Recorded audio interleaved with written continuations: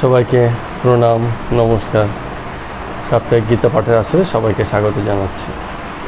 আমরা খুব গুরুত্বপূর্ণ একটা অধ্যায়ে ছিলাম, সপ্তদশ অধ্যায়, শ্রদ্ধাত্রয় বিভাগ যোগ। এখানে শ্রদ্ধার 3 প্রকার প্রকৃতি সম্পর্কে বলা হচ্ছিল, যে শ্রদ্ধাকেও রাজসিক, তামসিক এবং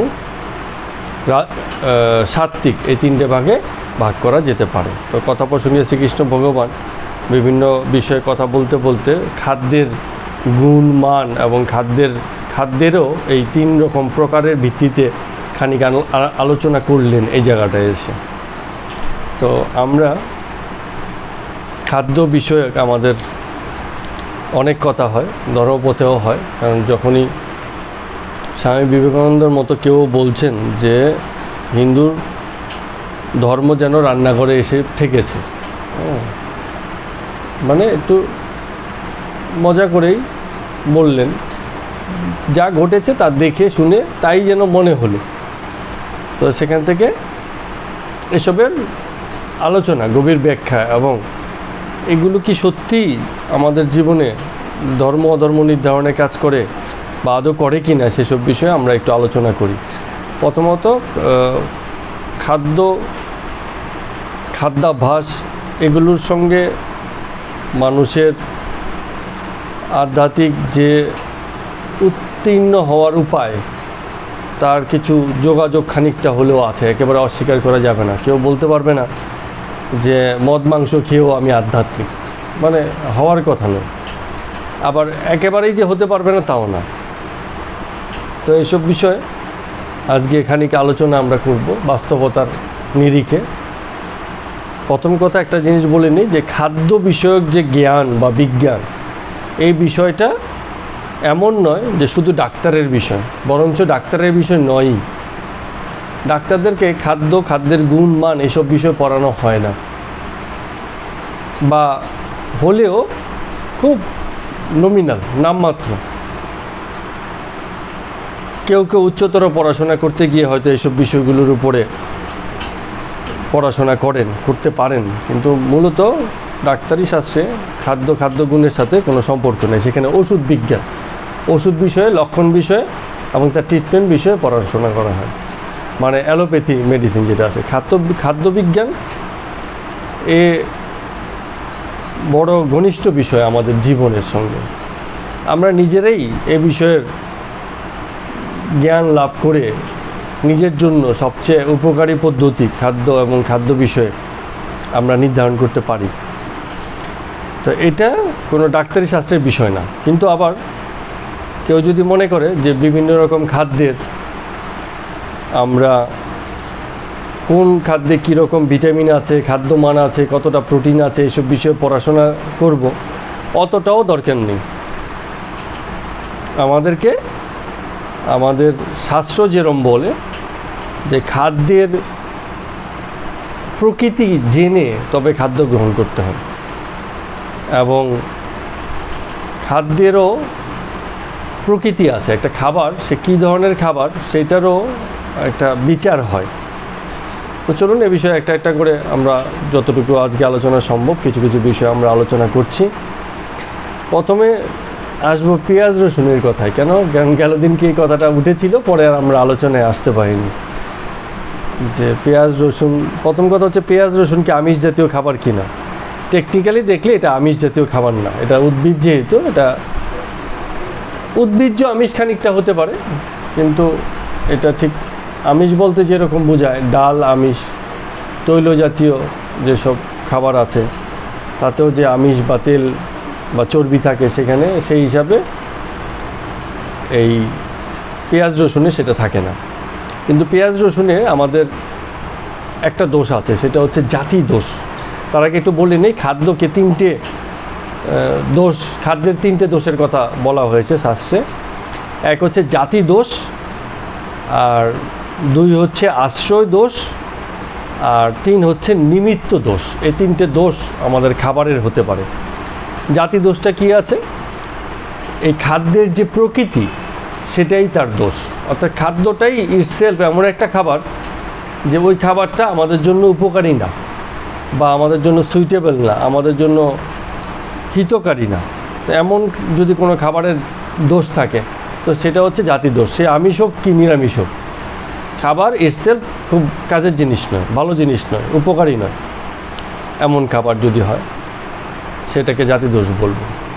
আর আশ্রয় দোষ কি? আশ্রয় দোষটা হচ্ছে যেমন ধরুন খাবার অসুচি হয়ে গেছে, কী কী কারণে অসুচি হয় এসব বিষয়ে আমরা একটু আলোচনা করব। আপাতত উল্লেখগুলো করে রাখি, বা কথা যখন এসছে কথাটা বলিই নি।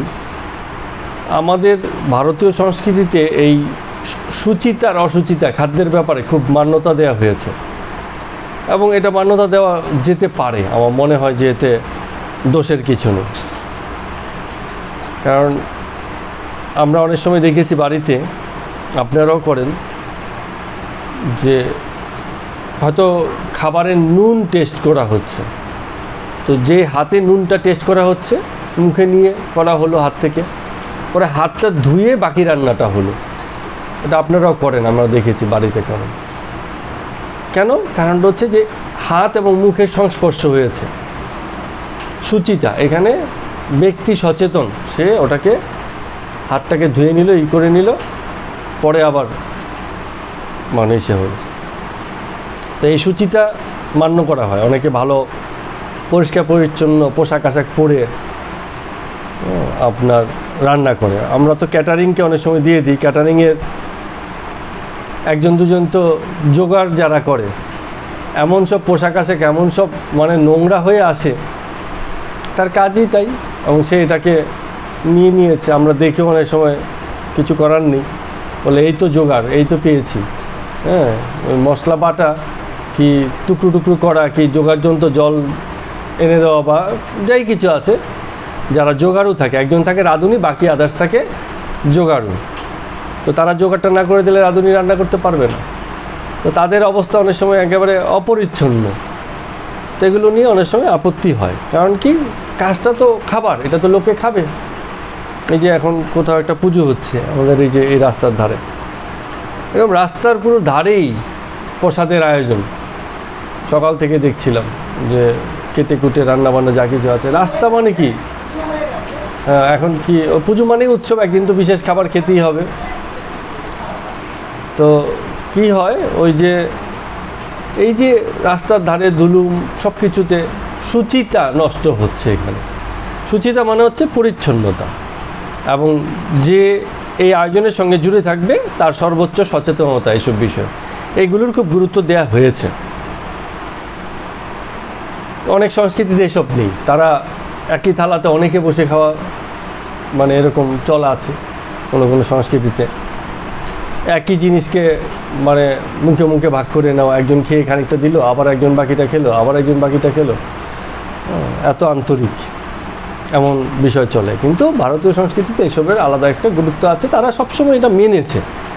কতটা সঠিক ব্যাঠিক তার থেকেও বড় কথা হচ্ছে এই সুচিতার মান্যতা আছে ভারতীয় সংস্কৃতিতে। বলা হয়েছে অতি কৃপণের কাছ থেকে খাবার গ্রহণ করলে সেটাও আশ্রয় দোষে দুষ্ট হয়। কৃপণ ব্যক্তি কি করে?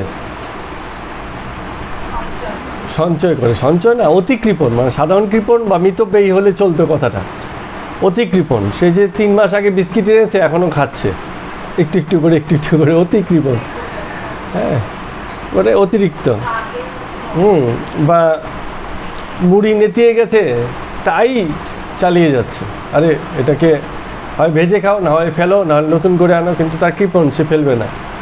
তো এমন লোকের কাছ থেকে, এমন লোকের বাড়িতে গিয়ে খাবার খেলে বুঝতে হবে যে ঠিক কী খাচ্ছে মুশকিল। শাস্ত্র এসবকে মূল্যায়ন করেছে যে অতি কৃপণ লোকের আশ্রয় দোষ থাকতে পারে, থাকে মানে থাকতে পারে, সবার ক্ষেত্রেই যে থাকবে তা না। যে ব্যক্তির আসুর স্বভাব, হ্যাঁ, তার কাছ থেকে খাবার গ্রহণের ব্যাপারে নিষেধ আছে। যে স্বভাব মানে লোক ভালো না। অনেকে তো আছে, তোমার বাড়িতে আমি অন্ন জল গ্রহণই করবো না, কারণ তুমি যেই ধরনের লোক তোমার চলে না, তুমি আমাকে মহামূল্যবান খাবার পরিবেশন করলেও আমি আগ্রহী নই, কারণ তোমাকেই আমার পছন্দ নয়, তোমার খাবার আমি কি নেবো, এরকম বলতো আগে। অনেকে আছে কুৎসিত রোগাক্রান্ত বিক্রেতা, মানে অনেকের যাই না, কারো কারো আছে রোগ তো বাইরে থেকে সবসময় দেখা যাবে না, কিছু রোগ আছে দেখা যায়।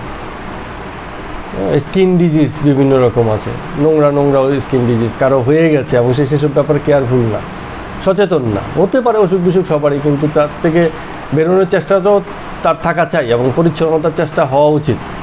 সে এইসবের মধ্যেই চলছে। তো অনেক বিক্রেতা আছে যাদের এই ব্যাপারে সচেতনতা নেই, তাদের কাছ থেকে খাদ্য গ্রহণ। এরকম পাচক ঠাকুর, রান্নার ঠাকুর কেমন হবে এসবকে খুব মূল্যায়ন করা হয়েছে। তো এইগুলোর দোষ হচ্ছে যদি থাকে কারো, এটাকে বলে আশ্রয় দোষ। সেসব ক্ষেত্রে সেই জায়গা থেকে যেসব খাবার আসবে, খাওয়ার ব্যাপারে শাস্ত্র খানিকটা বিধিনিষেধ করেছেন। এইগুলো নিষেধ মানে হচ্ছে নিষেধ। ভালোবেসে খাওয়ালে তাও নিয়ে নিতে পারি, যেমন আমি কোল্ড ড্রিঙ্কস খুব একটা খাই না, কিন্তু কেউ ভালোবেসে খাওয়ালে অনেক সময় তাই খেয়ে নিই। একদিন না হয় খেয়েই নিলাম, কারো বাড়িতে গেছি ধরুন, সে আমাকে আপ্যায়ন করার জন্য একটা কোল্ড ড্রিঙ্কসই কিনে নিয়ে এসছে, এখন আমি তো খাই না, তো কী বলবো তাকে মুখের উপর, না আমি এসব খাই না, এরকম না, ঠিক আছে আমাকে একটু অল্প করে দিন, ভালোবেসে নিয়েছেন আমি একটুখানি খেয়ে নিলাম, মরে তো যাবো না, এরকম। অর্থাৎ দেখা গেছে ভালোবেসে খাওয়ালে তাও ঠিক আছে। আমাদের মনে আছে ছোটোবেলায় আমরা এক মাসির বাড়িতে যেতাম, সেই মাসির বাড়ি এক দিদা ছিলেন, তো ভালোবেসে আমাদেরকে খাওয়াতে চাইতেন বিভিন্ন সময়। অনেক সময় আম কী করতেন, আগের দিন এগুলো ছিল না, এখন এগুলো তৈরি হয়ে গেছে। ছোটোবেলাতে আমরা কী হতো, বাচ্চারা এখনও দেখবেন কলাটাকে পুরোটা ছিলে তারপরে হাতে ধরে ধরে খায়। একটু বড় হলে তাদেরকে সুঅভ্যাস দেওয়া হয় যে না, কলাটাকে পুরোটা ছিলতে নিয়ে হাতের ময়লাটা কলার মধ্যে চলে যাচ্ছে, তুমি একটু একটু ছিলবে, খাবে, এরম করে করে খাবে। তা আগে তো এইসব বিষয়গুলোর ব্যাপারে লোকের ইসের ছিল না। তো যে প্রসঙ্গে বলছিলাম, সেই দিদা আমাদেরকে অনেক সময় এসে আম হাতে ধরিয়ে দিতেন। কি করতেন, উনি আমটাকে ছিলে সেই নিজের হাতে করে এনে ধরিয়ে দিতেন, কোনো বাটি বাটি না, হাতে দিতেন, হাতেই খেয়ে বলতেন। আন্তরিকতা ছিল, কিন্তু আমাদের কাছে খারাপ লাগতো। উনিও হাতে করে ধরে নিয়ে এসছেন, আমরাও হাতে করে খাচ্ছি, এটা বাটিতে করে খাওয়াটাই রীতি।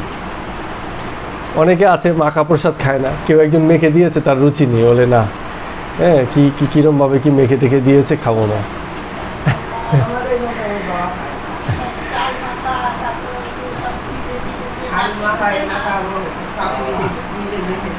তো অর্থাৎ ব্যাপারটা হচ্ছে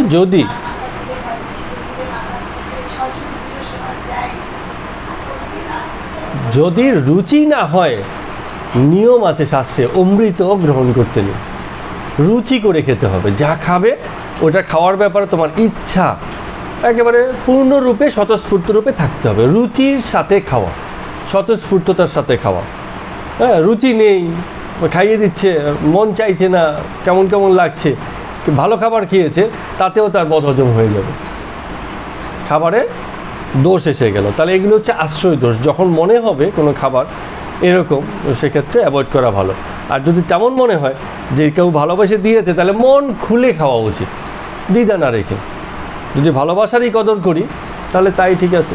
ওই যে আমাদের ছোটো জন অনেক সময় আমার হাতে করে আসো আসো আসো, মুখ খুলো, হাঁকলো, কি একটা খাবার এনেছে যাই না, দিল মুখে ঠুসে, ভালোবেসে দিয়েছে, আমি খেয়ে নিয়েছি, তখন আর দ্বিধা করে লাভ নেই।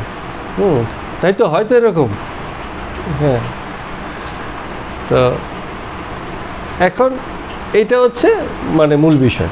তো এটা একটা দোষ, যদি এরকম দোষ হয় তাহলে সেসব ক্ষেত্রে অ্যাভয়েড করা উচিত। আর একটা হচ্ছে নিমিত্ত দোষ। নিমিত্ত দোষ মানে হচ্ছে যেমন খাবারে ধুলি ময়লা পড়ে থাকে, অনেক সময় রাস্তার ধারে খোলা জায়গায় খাবার বিক্রি হচ্ছে, লোকেও ধুমসে খাচ্ছে, খাবারও তো খুব টেস্টি। হ্যাঁ, মেলাতে গেলে আমরা কি খুব এত হাজার হাজার লোকের যে পদচারণা, কত ধুলো ওরা, আমরা কি সব ধুলো দেখে বসে আছি? হ্যাঁ, সেই তো খাবারের উপরেই পড়ছে। হ্যাঁ, চাট থেকে শুরু করে যা কিছু আছে সব এই খাবারের উপরে পড়ছে, খোলা এখন ভাজা হচ্ছে, এখন ঢালছে, এর উপরেই ধুলোবালি পড়ছে, এইগুলোকে খেয়ে আনন্দ করছে। তো এগুলো নিমিত্ত তো, শাস্ত্র বলেছে এরকম খোলা জায়গার খাবার যেখানে ধুলোবালি এসব পড়তে পারে। অনেকের আছে চুলের একটু ইসে হয়, তা আমি এটা থেকে একটুখানি মাইন্ড থেকে সরিয়ে দিয়েছি, কারণ অনেক সময় অনেক রাঁধুনি এত কষ্ট করে রান্নাবান্না করে, দেখুন চুলের ব্যাপারে তারাও সচেতন থাকে, কিন্তু কখনো কখনো হয়ে যায়। কেউ কাউকে এরম দেখেছি যে চুল পড়েছে, কি যা খাবার আছে সব ফেলে দিল, কি আছে না হয় একটুখানি ওই আশেপাশে খাবার বা ওইটুকু ধরে ফেলে দিয়ে বাকিটা আমরা খেতে পারি, চাইলেই খেতে পারি। এটা ব্যক্তির ইসের উপর নির্ভর করে, সে খাবারকে কতটা।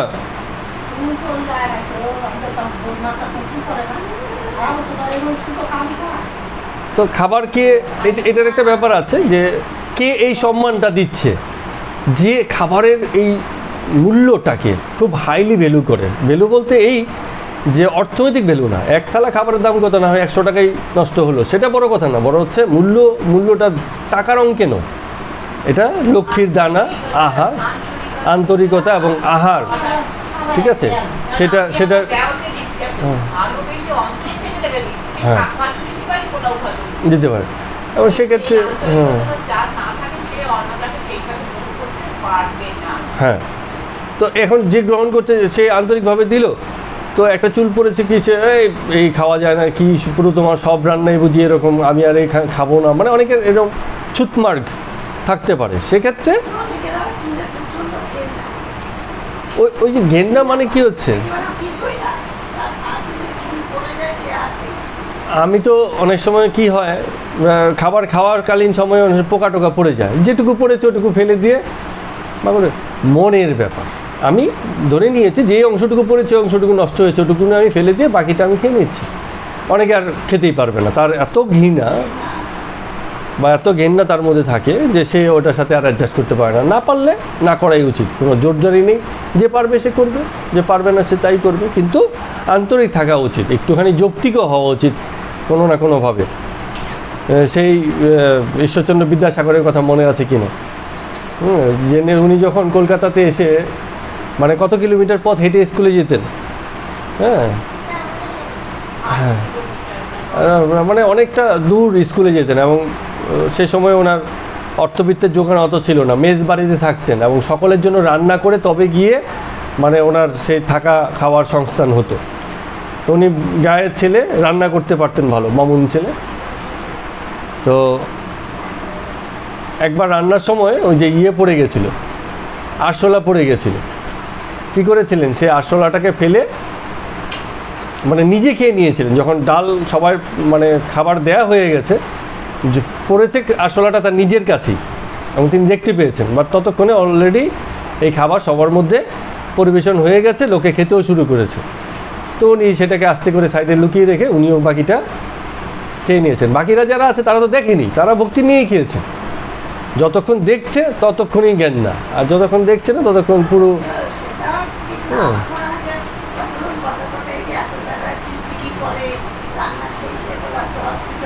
হ্যাঁ। ওটা কিন্তু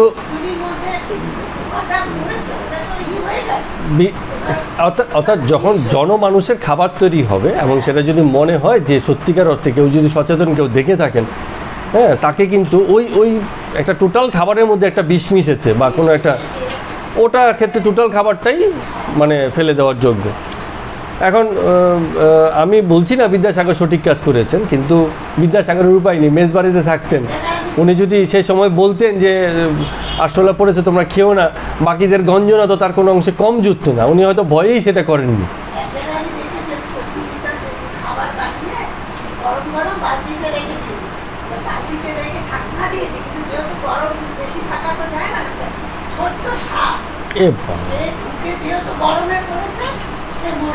হ্যাঁ, সেই খাবারটা চলে না অ্যাকচুয়ালি। হ্যাঁ,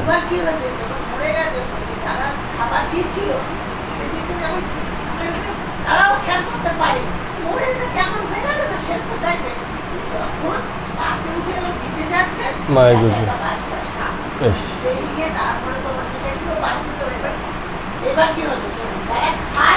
হ্যাঁ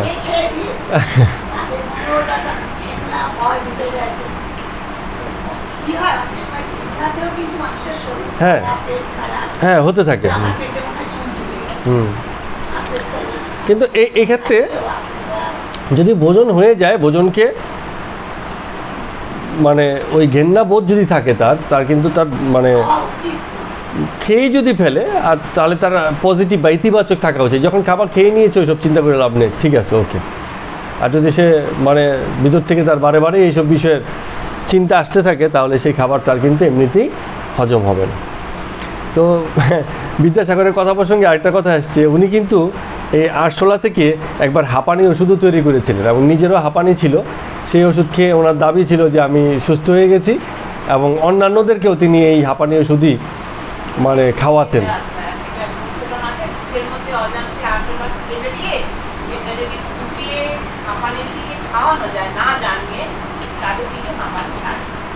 এখন এটা একটুখানি বিতর্ক আছে, আমরা নিশ্চিতভাবে জানি না। হ্যাঁ, বিদ্যাসাগর করেছেন বলেই যে তা প্রমাণিত সত্যতা নাও হতে পারে, হতেও পারে, কোনো একটা উপকার কেউ পেতেও পারেন, ঠিক আছে, সেসব বিষয় আলাদা।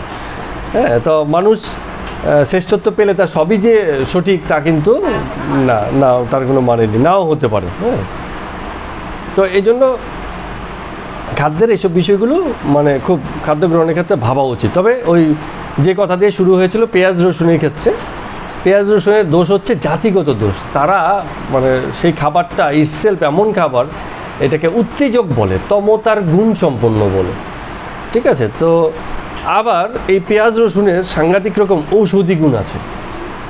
হ্যাঁ, আপনারাও জানেন এইসব বিষয়ে। তো যা ঔষধ তা কখনো সবজি হয় না। এখন আমাদের ভুল হয়েছে কোথায়? যার এত তীব্র উত্তেজক গুণ আছে এবং ঔষধি গুণ আছে তাকে প্রতিদিন খেতে হয়। ওষুধ কি আমরা প্রতিদিন খাই? কোনো ওষুধই কিন্তু আমরা প্রতিদিন খাই না। তো পেঁয়াজ বা রসুন মাঝে মাঝে খাওয়া যেতে পারে। কখনো অসুখ হলে সেই ওষুধ নিরাময়ের ক্ষেত্রে সে পেঁয়াজ রসুনের ব্যবহার হতে পারে। খালি পেটে ওই যে এক কোয়া রসুন যেটা আছে ওটা খেলে হার্টের, গরমকালে খেতে নিয়ম মেনে, উত্তেজক। হ্যাঁ,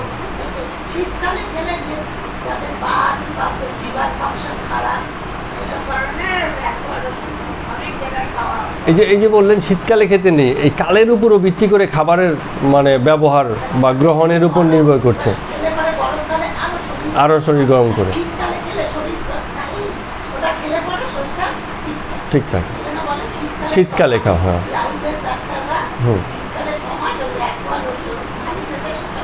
গিলে, কেউ গিলে খায়, কেউ চিবিয়ে খায়। চিবিয়ে খেয়ে নিলে অসুবিধা নেই, ও পাকস্থলীতে গেলে। হ্যাঁ, এবং ওই রসুনটা যে এক কোয়া, মানে কি একটা ছোট্ট কোয়া, একটা পরিমাণ আছে, এক কোয়া রসুনই পাওয়া যায়, যে রসুনটা হয়ই একটা ছোটো ছোটো একটা কোয়া। তো ঘটনা হচ্ছে সেটুকুনি খেতে হবে। কিন্তু আমরা যখন এগুলোকে সবজি হিসাবে ব্যবহার করে ফেলি তখন কি হয়? এতখানা পেঁয়াজ কেটে নিলাম, এতখানা রসুন কেটে নিলাম, তা আমরা খেতে লাগলাম। সেগুলো আমাদের শরীরে স্বাভাবিক যে মানে ঔষধি গুণ, কোনো একটা ওষুধকে যদি আপনি মাত্রা ছাড়া ব্যবহার করেন তাহলে কি হবে? ক্ষতি, রিভার্স, উল্টো হতে শুরু করবে। যেটা উপকারী তখন সেটা ক্ষতিকর হয়ে যাবে।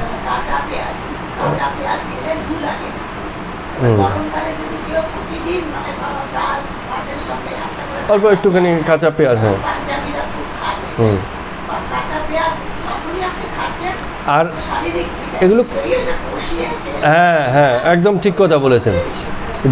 যেটা ঔষধি গুণ ওটা কাঁচা অবস্থায় ঔষধি গুণ, ওটা রান্না অবস্থায় নয়, ঠিক আছে। যেমন দইয়েরও অনেক ঔষধি গুণ আছে, কিন্তু এটাকে যখন রান্না করে খাচ্ছেন তখন কিন্তু সেই ঔষধি গুণ কিছু থাকছে না, ফলের থাকছে না। নারকেল দুধ যেটা আছে, নারকেল দুধ দিয়ে রান্না করার ক্ষেত্রে নিয়ম হচ্ছে রান্না শেষ হলে পরে নারকেল দুধ দিয়ে দিতে হয়। আগেই নারকেল দুধ দিয়ে যদি রান্না করা হয় তাহলে সেই গুণটা কিন্তু কিছুই থাকলে না।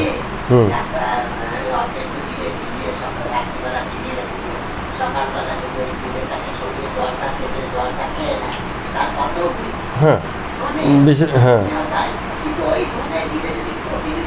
পেশে, হ্যাঁ হ্যাঁ, তা মশলার ক্ষেত্রে বলা হয় সবসময় গোটা মশলা খাওয়ার জন্য উপকারী। মশলা থাকবে গোটা, তার থেকে যে ফ্লেভার আসবে সেই ফ্লেভার প্রয়োজনে যদি মশলাও খেয়ে নেয় তাতে কোনো অসুবিধা নেই। কিন্তু যখনই আমরা এগুলোকে পাউডার করে দিচ্ছি এবং এটাকে বিভিন্ন রসিয়ে কষিয়ে, হ্যাঁ, রসনা উদ্রেক খাবার তৈরি করছি, তখনই তা আমাদের জন্য কিছু ক্ষতি হয়ে যাচ্ছে। এবং আমাদের রন্ধন শিল্প বরাবর আমাদেরকে সেই মন্দ দিকে নিয়ে গেছে। খাবারের আমাদের টেস্ট এত বাড়িয়ে দিতে গিয়ে তাকে বিভিন্নভাবে ক্ষতিই করেছে। সময়ের কথা যেটা বললেন, যে এটা একটা খুব গুরুত্বপূর্ণ বিষয়, যে রাতের বেলা দই খেতে নেই। কেন? কারণ দই হচ্ছে ঠান্ডা জাতীয় খাবার, ওই ফ্রিজ থেকেই খান আর নর্মালি খান, ঠিক আছে। সে ঠান্ডা জাতীয় খাবার, তাতে শরীর ঠান্ডা হয়ে যায়। রাত এমনিতে একটু ঠান্ডার সময় থাকে, আবার গরমকালে একটু খেলে আরও ভালো লাগবে, ঠান্ডা ঠান্ডা বোধ হবে। হ্যাঁ, তো আবার শীতকালে দই এমনিতেও চলে না, লোকে সাধারণত খুব একটা খেতে চায় না বা খায় না। তো এগুলোর কিছু ব্যাপার আছে। একটা কথা আমাদের খুব চলে এবং এই নিয়ে খুব ডিবেট হয়েছে, ফল খাওয়ার মানে উপযুক্ত সময় কখন, বা আমাদের একটা খুব প্রচলিত কথা আছে হ্যাঁ, খালি পেটে জল, ভরা পেটে ফল। এই যে কথা আছে, খালি পেটে জল কথাটা পর্যন্ত ঠিক আছে, কিন্তু ভরা পেটে ফল এই কথাটা ঠিক নেই। তো এই নিয়ে অনেক তর্ক বিতর্ক আছে, কিন্তু আমি আমি আমি সবসময় আমার ফল খাওয়ার নিয়ম হচ্ছে আমি সকালের যে টিফিন সেটা আমি ফল আহার করি। দিনের বাকি সময় কিন্তু আমি ফল খাই না। দুপুরে খাওয়ার পরে কি বিকেলে বা অন্যান্য সময়ে, হ্যাঁ, এগুলি আমার নিয়মে নেই, সেটা আমি খাই না সাধারণত। রাতের বেলা কারোর বাড়িতে গেলে ফল দিলে আমি বলি যে একটু অ্যাভয়েড করুন। ফল আমার খুব প্রিয়, কিন্তু আমি সাধারণত রাতের দিকে ফল খাই না। কারণ কি হচ্ছে, কারণটা হচ্ছে খালি পেট ফলের হজম হওয়ার জন্য সর্বোচ্চ 3 ঘন্টা সময় লাগে যদি রস আলো ফল হয়। তো খালি পেটই সবচেয়ে ভালো অবস্থা, যখন খুব উচ্চ পরিপাক যুক্ত খাবার থেকে দিনের শুরুতে হালকা খাবার খাওয়া পাকস্থলীর জন্য অনেক সুবিধাজনক। একটা মেশিন কাজ করছে, প্রথমে তাকে হালকা হালকা করে কাজ দেওয়া উচিত। প্রথমেই তাকে কঠিন কাজ দিলে কিন্তু মুশকিল। তো যেহেতু রাত্রিকালে আমরা খাই না, শরীর রেস্টে থাকে, পাকস্থলী রেস্টে থাকে, তাকে হালকা খাবার দিয়ে শুরু করতে হয়। এছাড়া যেহেতু সকালবেলা ফলটা খেলে কি হয়, সকল রকম খাদ্য গুণ, মান, জল এই সবটাই আমাদের শরীরের ভিতর সকালে খুব ওয়েলকাম হয় শরীর দ্বারা। শরীর সেটাকে খুব সহজেই গ্রহণ করে। এবং ফলের সাথে অন্যান্য খাবার খেলে যেটা অসুবিধা হয়, যেমন বলছে ভরা পেটে ফল। আগে যেটা হতো, ফলাহার বলে একটা কথা প্রচলিত ছিল, গ্রাম বাংলাতে হতো। হ্যাঁ, অনেক রকম পদ দিয়ে খাবার খেয়ে লাস্টের দিকে কী হচ্ছে, দই, মুড়ি, মুড়কি এবং ফলাহার। হ্যাঁ, কিন্তু যখন আমিষাদির সঙ্গে ফল আহার খাওয়া হয়, ফলের হজম হতে 3 ঘন্টা সময় লাগে। আমিষ বা শস্যদানার হজম হতে 8 থেকে 16 ঘন্টা অবধি সময় লাগে। 8 ঘন্টা থেকে 16 ঘন্টা। তো যেই জিনিসটা 3 ঘন্টায় হজম হয়ে যাচ্ছে, তার সঙ্গে অন্যান্য খাবার, যেই খাবার 8 থেকে 16 ঘন্টা সময় লাগছে হজম হতে, এই দুটোকে একসঙ্গে খেলে একটা তো হজম হয়ে গেল। তো তার পাকস্থলী হজম হওয়ার পরবর্তী প্রক্রিয়া কি? পরবর্তী প্রক্রিয়া হচ্ছে অন্ত্রের দ্বারা শোষণ হওয়া এবং অন্যান্য যত রকম আছে।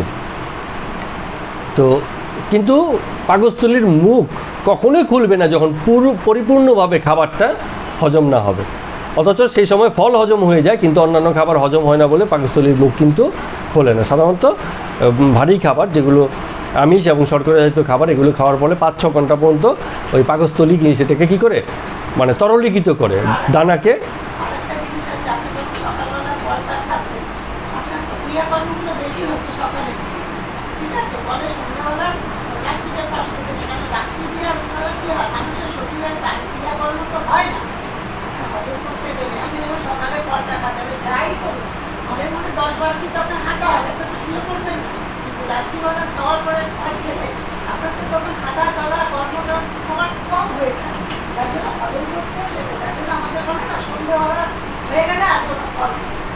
হ্যাঁ, দিনে।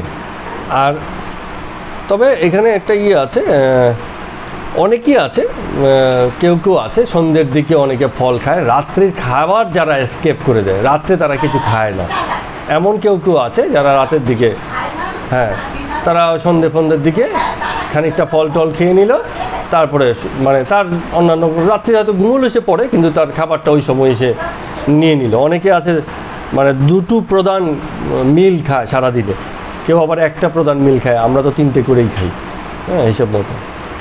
তো মূল কথা যেটা আসছে যে ফলের সঙ্গে অন্য কিছু খাওয়া যাবে না, এই কারণ অন্য কিছু হজম হতে অনেক বেশি সময় লাগে, ফল হজম হতে কম সময় লাগে। তো দুটো অসম হজম হওয়ার সময়ের খাবারের মিশ্রণ করতে নেই। শুধু ফল 3 ঘন্টা বাদে হজম হয়ে গেল, অন্য ভারী খাবার 6 ঘন্টা 8 ঘন্টা যা লাগুক সে হজম করে নিল। কিন্তু দুটোর সংমিশ্রণ হলে যেটা হয়, অনেক সময় ফল হজম হয় না। ফলের কী হচ্ছে, বিশেষ করে টক জাতীয় ফল গ্যাসের বা অম্বলের সৃষ্টি করে, কারণ তাকে অন্যান্য খাবারের সঙ্গে খাওয়া হয়েছে। দুধের সঙ্গে টক জাতীয় ফলও চলে না, ঠিক আছে। আমরা অনেক সময় খাবার শেষে দুধ পান করি, হ্যাঁ, তার সঙ্গে আবার একটু ফলও খাই, টক ফল খাওয়া সেখানে চলবে না। মাংস খেয়ে দুধ ভাত খেতে নেই।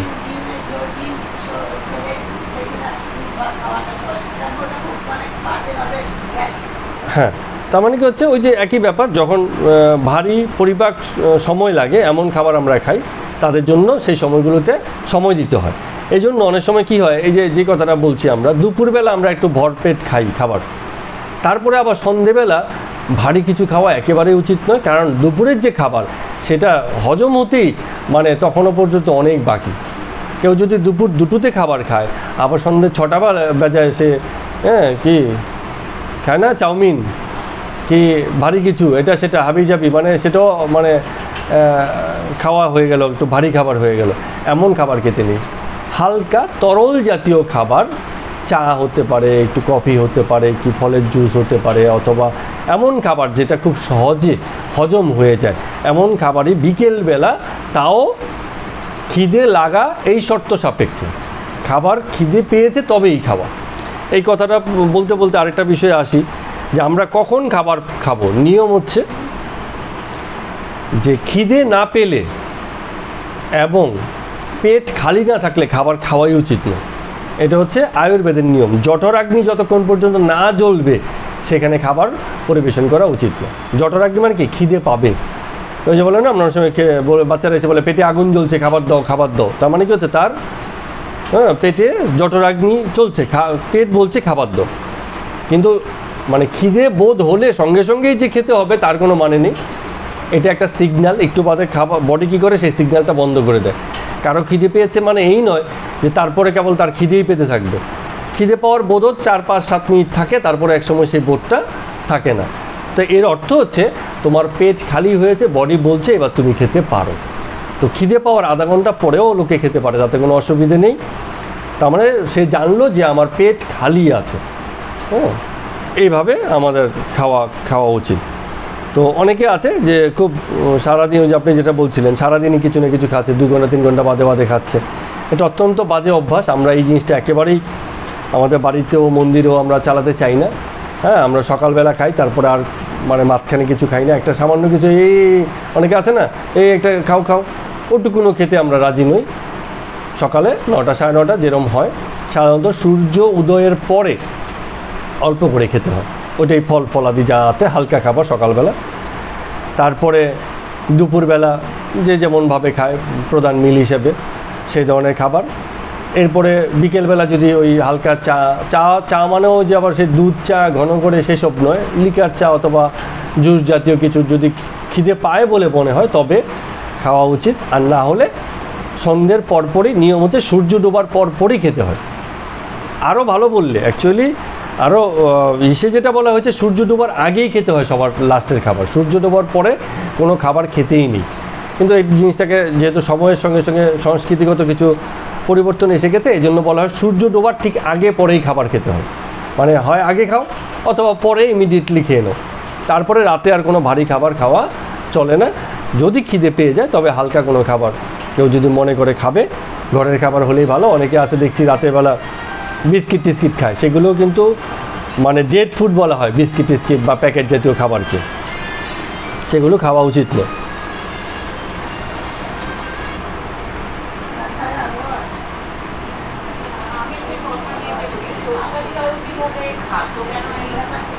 কথা প্রসঙ্গে এসছে, একটা 3-4টে শ্লোকে এসছে, তারপরে আবার মানে অনেক বিষয় আসে, তো সেই সময় ওই কথা প্রসঙ্গে এসে গেছে। মানে ওই যখন শ্রদ্ধা বিষয়ে কথা বলছেন, তো এই শ্রদ্ধার উপর ভিত্তি করে কার কেমন পূজ্য হয়। হ্যাঁ, পূজ্য মানে হচ্ছে যার যেমন শ্রদ্ধা তার দেবতা তেমন হয়, এরকম একটা কথা আমাদের প্রচলিত আছে না, আগের শ্লোকগুলোতে আলোচনা হয়েছে। এবং তখন কথা প্রসঙ্গে এই শ্রীকৃষ্ণ ভগবান বলছেন যে এই খাওয়া খাদ্যের ক্ষেত্রেও এই 3টে ভাগ আছে। এই যে এখানে একটা কথা আছে যে যজ্ঞ, তপস্যা, আহার, দান, এগুলো ত্রিবিধ হয়, 3 রকমের হয়। তো কথা বলতে বলতে এই 3 রকম খাদ্য গুণের ব্যাপারেও তিনি বলছেন, কথা প্রসঙ্গে এসছে তাই তিনি বলে দিচ্ছেন। আচ্ছা, এবার আমরা আরও 1-2 বিষয় আমরা একটু কথা বলছি, যতটা আলোচনা করা যায়। একটা জিনিস হচ্ছে যে যখন কোনো খাবার আমরা খাই, যে খাবার খাচ্ছে এই বিষয় খুব তার মাথায় রাখতে হবে যে আমি খাবারটা কি মুখের স্বাদেই খাচ্ছি না খাদ্যের গুণমান বিষয়েও আমি সচেতন। আর কেউ যদি সচেতন নাও থাকে, অন্তত এটুকু সচেতনতা প্রত্যেকের থাকা উচিত যে খাবারটা খাওয়ার পরে আমার কোনো বিরূপ প্রতিক্রিয়া শরীরে তৈরি হয় কি না। কারো কারো দেখবেন খাবার খাওয়ার কারণে বা এমন সব খাবার খায় যে তার মুখ থেকে অত্যুগ্র গন্ধ, যারা পেঁয়াজ রসুন ভরপুর খায় তাদের গা থেকে মুখ থেকে সবসময় এক ধরনের একটা গন্ধ আসতে থাকে।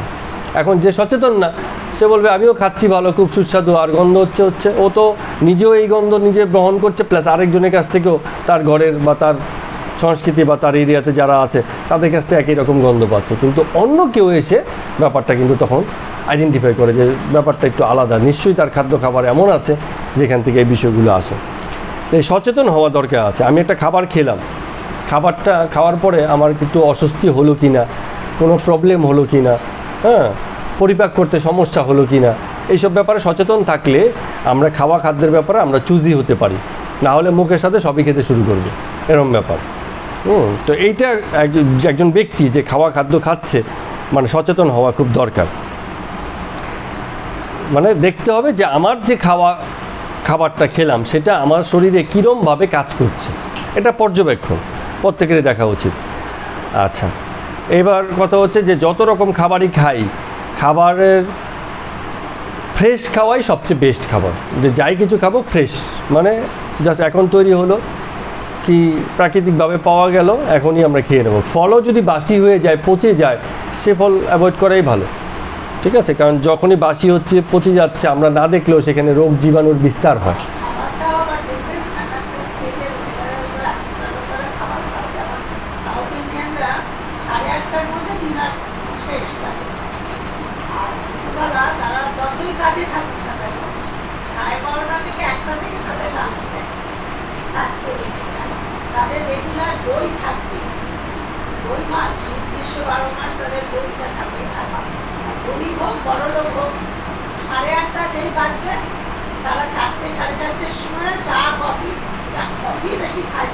আচ্ছা, হ্যাঁ,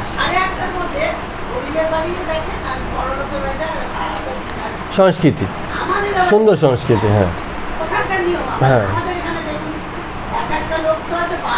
হ্যাঁ হ্যাঁ হ্যাঁ, দুপুরে খাবার 5টায়, রাতের খাবার 12টা, 1টা, 2টো, মানে কোনো ইয়ে ঠিক নেই।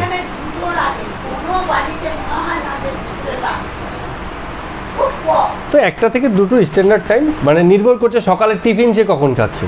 কেউ কেউ সকালের টিফিনও 11টা 12টা বাজে খায়, মানে এগুলো হচ্ছে বাড়ির, হ্যাঁ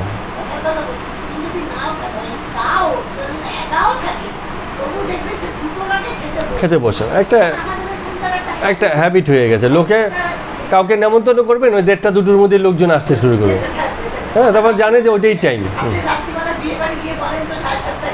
না, ও 9টার আগে ওখানে মানে জোগাড় যন্ত্রই হয় না।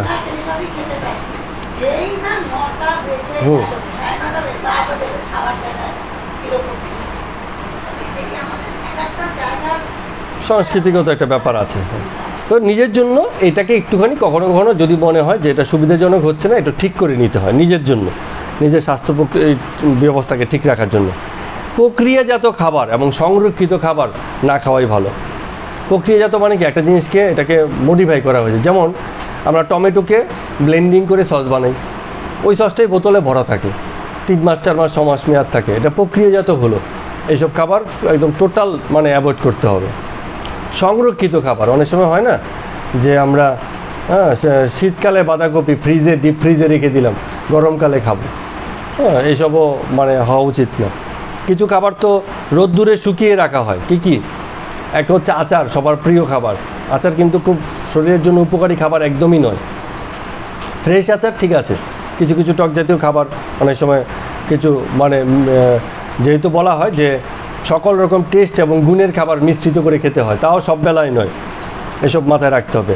আরেকটা খাবার হচ্ছে শুটকি, দেখে মনে হয় খুব খাদ্যগুণ, টেস্টও অনেক ভালো, কিন্তু ঠিক নয়, এসব মানে খাওয়া যায় না।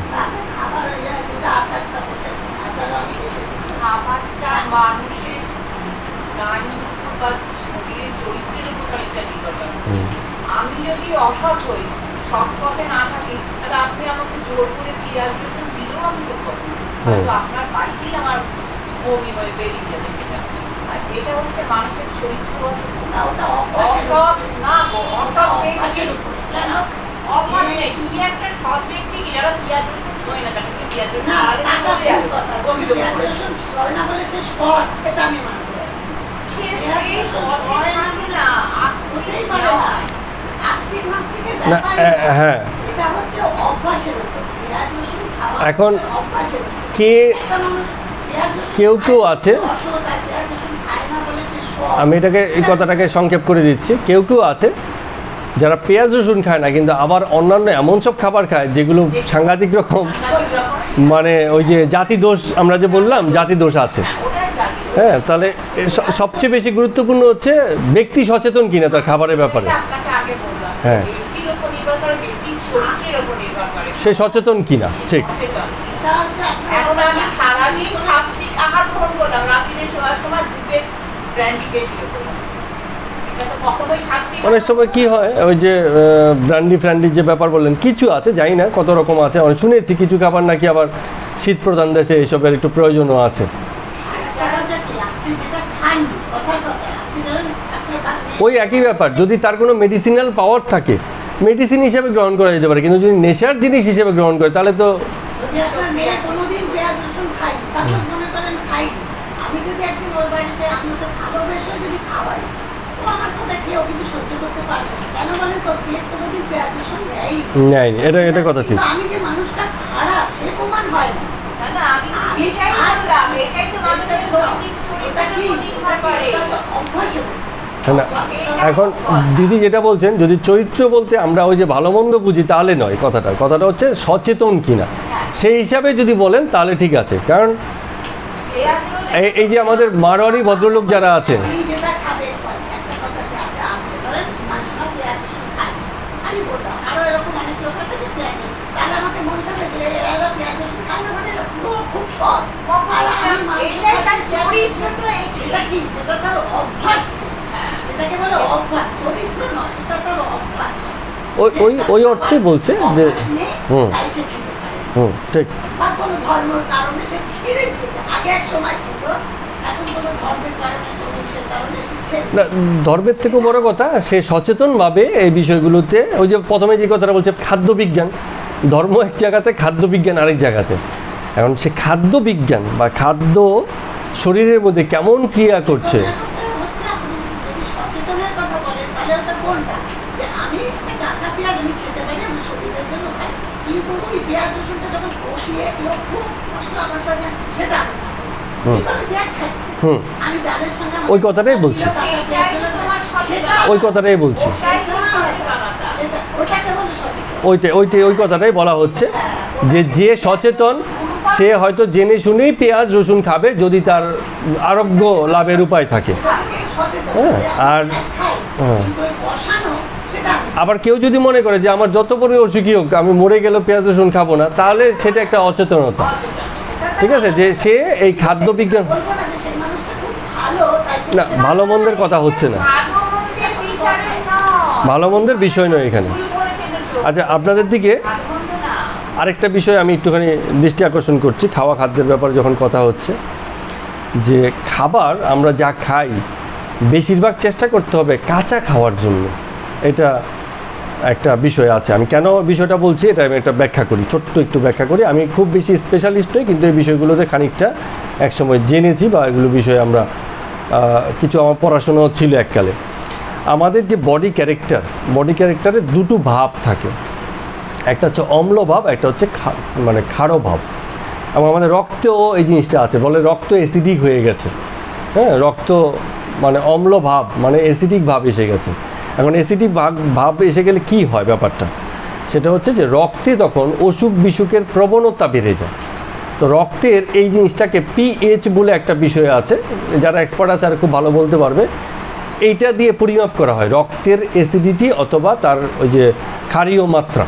ঠিক আছে, এই পিএইচের মাত্রা হচ্ছে 7.5 বা 7.8 এরকম একটা কিছু আছে, যেটা হচ্ছে একটা মানুষের রক্তে যদি 7.5 অথবা 7.8 পিএইচ থাকে, তার রক্ত সুস্থ, সেই রক্ত বা সেই শরীর তুলনামূলকভাবে কম অসুস্থ হবে।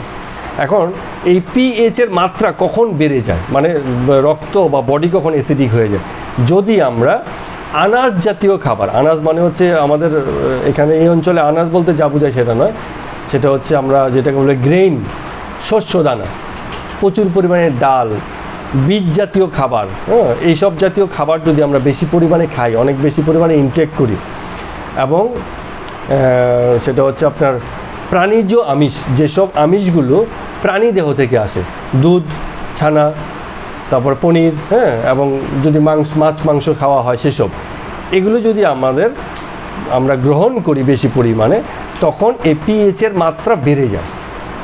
তো যদি বেড়ে যায় তাহলে তাকে কমানোর জন্য উপায় হিসেবে বলা হয়েছে আপনি এমন কিছু খাবার খাবেন যেগুলো এই পিএইচের মাত্রা বেড়ে গেলে আস্তে আস্তে সেটাকে কমিয়ে রাখে বা সবসময় ব্যালেন্স মেনটেন করে। সেই জন্য বলা হয় খাবারকে, যেসব খাবার কাঁচা খাওয়ার যোগ্য সেসব খাবারকে কাঁচা করেই খাবেন। কী কী খাবার আছে, যেমন আমরা সবসময় দেখেছি, আমাদের সংস্কৃতিতে আছে, অন্যান্য সংস্কৃতিতে আছে, যে খাবার আগে আমরা স্যালাড খাওয়ার অভ্যাস দেখেছি। এখন স্যালাড বলতে আমরা কী করি, অনেক সময়